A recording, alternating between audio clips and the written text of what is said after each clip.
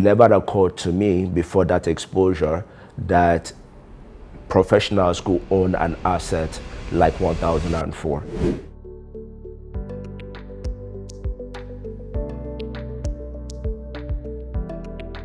Hello everyone, my name is Eno Hanson.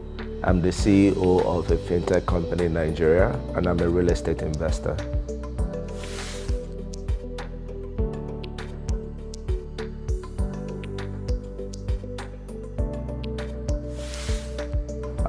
So there was a specific conversation that crystallized this for me, and it was with a friend in his house somewhere in Houston, where he was really happy about the appreciation in value of the landed property he bought in Nigeria some time back. So he had held on to this landed property for a while, and from a Naira perspective, he had like 4 or 5 multiples. But in real terms, because of devaluation and other factors, he had actually lost money. So when we did the maths, converted the money to dollars and did the maths, I could see, and I still do see, the impression on his face when he found out that he had lost money in real terms from the investment. So we all grew up, and I mean it's common within this part of the world where, as a busy professional, you're taught to invest any free money you have in landed property, and if you're earning so well, you also invest in rental property. Recently, not too long ago, about 3-4 years ago, I did some form of reflection on how those investments have been doing. If you put your money in landed property, for instance, especially in Nigeria, most of the places in Nigeria, that landed property is not cash flowing. The landed property cannot be leveraged for loans. And thirdly, over a period of time, if you convert the value of the landed property into dollars, because of devaluation, your capital gain has been fully eroded. You get? So we see and we observe, and part of the reflection shows that a lot of parents that have invested in real estate in Nigeria and hope to create generational wealth from it, within their lifetimes, the real estate fully depletes in value, and there's really no value that you're adding over to the next generation. So those were some of the things that I observed that made me feel that there should be a different way of investing in real estate, because the notion, the global notion that real estate is a safe store of value doesn't hold true in Nigeria, because of, and not only Nigeria in fairness, in a couple of other countries, it doesn't really hold true because of those challenges that I've just highlighted.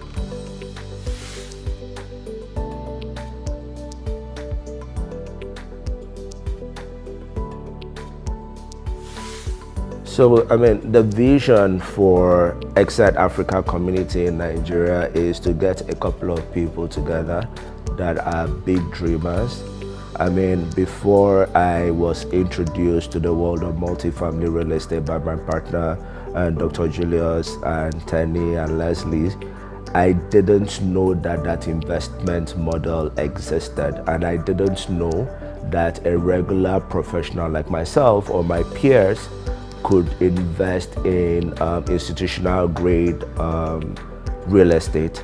So it never occurred to me before that exposure that professionals could own an asset like 1004, for instance, because in Nigeria, these assets are typically owned by 1004 people, or if you look at a building like 4 Body Lawn, it's either owned by different people or is built and owned by institutions. So my vision is get a number of professionals. We will come together and invest in institutional grade real estate, because it has been done.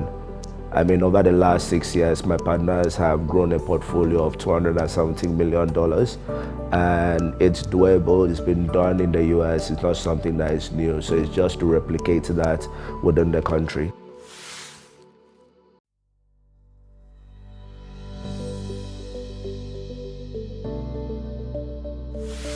XSITE Africa was established sometime last year, and over that period we have spoken with quite a number of people, both institutional investors in Nigeria and private individuals. And the common question and the common challenge we see is, who are you people? How do we trust you people? No one really within the country knows that we have the skill set to invest in real estate. And to be frank, we know Nigeria, right? We have seen where people come up from nowhere, they raise money and they say they'll do things, and within a few months you no longer see these people. But what I keep on saying back to them is that every single person, every single promoter of XSITE Capital and XSITE Africa, we have been in professional careers over a while. So I'll give you, for example, the CEO of the company, Dr. Julius Oni. Dr. Julius Oni has worked in Johns Hopkins for a while. He was a global director of orthopedic surgery in Johns Hopkins University. Leslie was a certified nurse anesthetist in Johns Hopkins University. Tenny was a cybersecurity specialist in Deloitte, in Boeing, and I myself, I've had about 20 years working career in Nigeria where I worked for companies like Airtel. I worked in the banking industry for Fidelity Bank and EcoBank. I also did work in MasterCard as country director for about 9 years.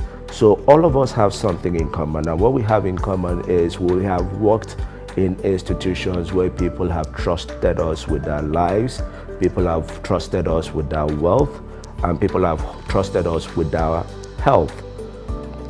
I mean, if these people can trust us and they have done it consistently for a minimum of 12 years, which should be the minimum working experience for any of the promoters, then we have the pedigree, we have reference points where you could always reach out to find out about us. We are not coming from nowhere, we're not going to disappear, we're here to stay. And I know that we are going to earn the trust from Nigerian investors to accomplish the goals that we have set out to accomplish within the country.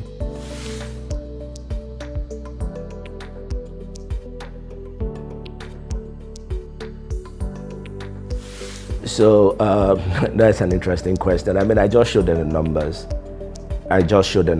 The numbers speaks for themselves. So I'll give you an instance. A friend of mine bought a property in Lekki Phase 1 at about 2009, 2010. As at the time he bought that property, the property was valued at about 30 million naira. The exchange rate at that time was about 150. So if you convert it, this guy spent maybe like $200,000-300,000 buying the property at that time, and he spent about $200,000 buying the property at that time. At the current exchange rate, $200,000 then is about 300 million now. If this guy intends to sell this property after about, how many years is this? About 15 years or so, the best he'll get for that property is about 120 million. So having these discussions with Nigerian investors is kind of easy because the numbers speak for themselves. And what I'll ask any of you listening to me to do is to pause this video, bring out your calculator. If you have invested in real estate, or your parents have, or friends, or anyone you know have invested, get the numbers, crunch the numbers, and see from a real terms if your real estate investment in Nigeria has grown over time in real terms, or if it has deplenished.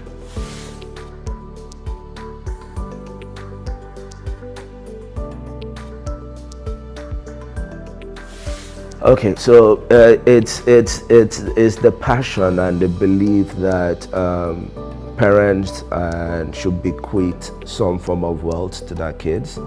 I mean, in Nigeria, all of us are very hard workers, extremely hard. Everyone knows the Nigerian spirit, everyone knows the Nigerian hustle. However, due to lack of knowledge in some cases, and due to lack of access in some cases, a lot of parents or a lot of people kind of lose funds during their lifetime due to no error from them. So I'll give you an example. A friend of mine recently, he's coming into some money, and the guy was like, and what I'm going to do is to fix this money in treasury bills. I'm going to get 20% on it, and I can live off the 20% over a long period of time. And I told him, okay, T-bills could give you 20%. What is the, what do you call it? What is the inflation rate in Nigeria? If you're getting 20% return on investment from T-bills and inflation rate is higher than 20%, it means every year your ability to buy things reduces and you're becoming poorer year after year. But we don't really see this, you know what I mean? So what keeps me up is to search for knowledge, search for access, which XSITE Africa and my partners in the US have done, and to share this to a community so that hardworking Nigerians would be able to sustain the wealth that they have created in their lifetimes, but more important, they'll be able to bequeath something to their children. I'll end this question by saying an uncle of mine, very close uncle, I respect him, I love him a lot, of blessed memory. When we were growing up, he was a man of means, but during his lifetime, and I've seen this happen a lot, right? And that's why this is very, very deep to me. So during his lifetime, he lost all the wealth and died without anything. And he told me, you know, it's better for someone to be born without wealth, live his life without wealth, and die without wealth, than for you to be born and then you experience some level of comfort and in your lifetime you lose it. And I've seen that happen so many times around the environment I grew up with, and this is very personal to me, to do what I can do to fix this.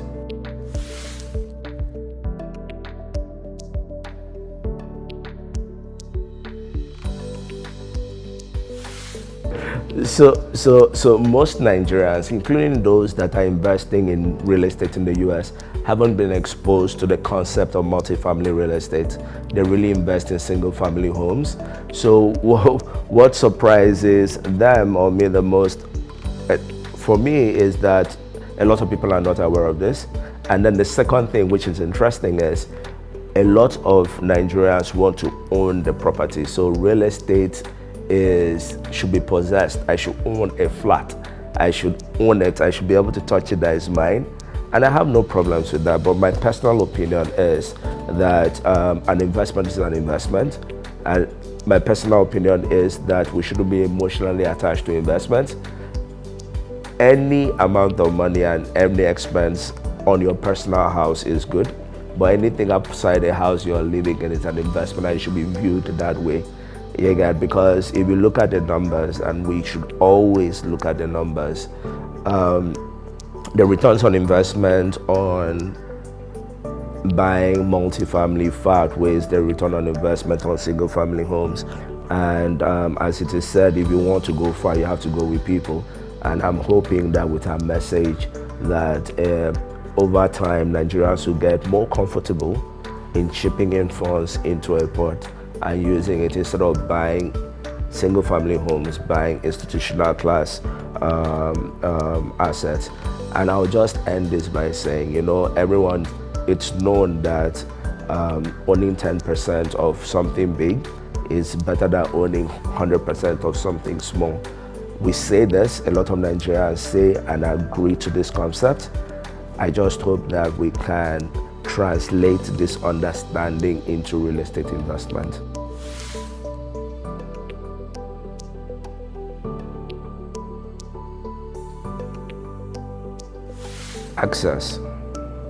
Access and knowledge. I'll give you an example. So, and I mean, this is not my story to tell, but my partners in the US, I have an idea of the kind of mentors they have and the kind of people that are giving them access to some multifamily real estate deals that people in the US don't even have access to. So I remember when I just joined the partnership sometime last year, I was trying to impress them. So I was really hustling, trying to get deals on the table. So I brought one deal to the chief operations officer, Leslie. And I was like, oh, Leslie, I found this deal in Houston. It's close to the airport. It's beautiful. yada, yada, yada. Leslie responded in about 2 minutes, and it was like, this asset you're showing us on this website, that is where deals go to die. You know what I mean? As in, the best deals are taken, the second best deals are taken, the deals that no one wants, no one that really understands the environment wants, those are the deals that you're looking at. And I'll just say that what we bring on board is access and knowledge and a passion to really change things around here.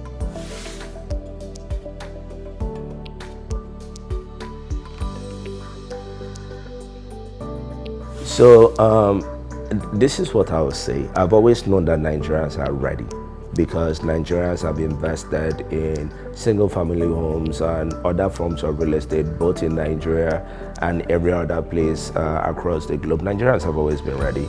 And the question was, are they ready to come with us as an institution?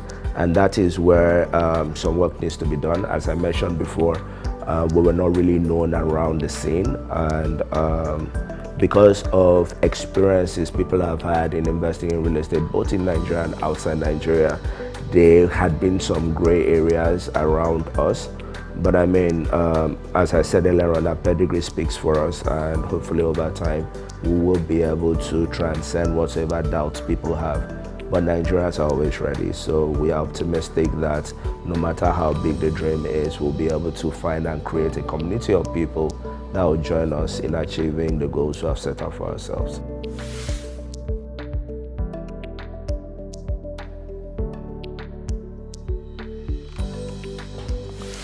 So in terms of a parting message, I'll say this, and I mean, those that know me know this. I have an inability to roll alone. I've always rolled with people, and I've always wanted to carry people along, right? Across the globe, irrespective of the industry, we have seen how communities or people come together to achieve great things. What XSITE Africa and XSITE Capital is bringing on the table is access. We are bringing knowledge, and we are going to build a community of people that are going to achieve great things in Nigeria. From a vision point of view, I'm seeing and knowing and hoping that in the next few years, a community of people, a community of investors can point at an institutional asset class like 1004, for instance, in Nigeria and say, we are the people that own this, and we own 100% of it.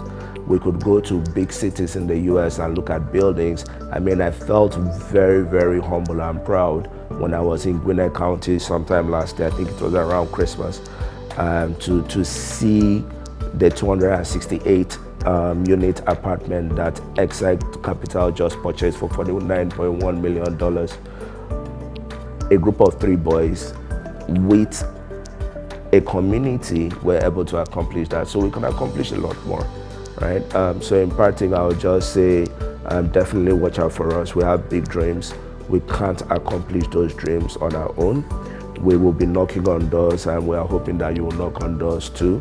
Within Nigeria, the thinking is to kind of like change the way real estate is really done in Nigeria, and really push for big projects both within Nigeria and outside Nigeria. So watch out for us, and we'll be counting on you. Thank you.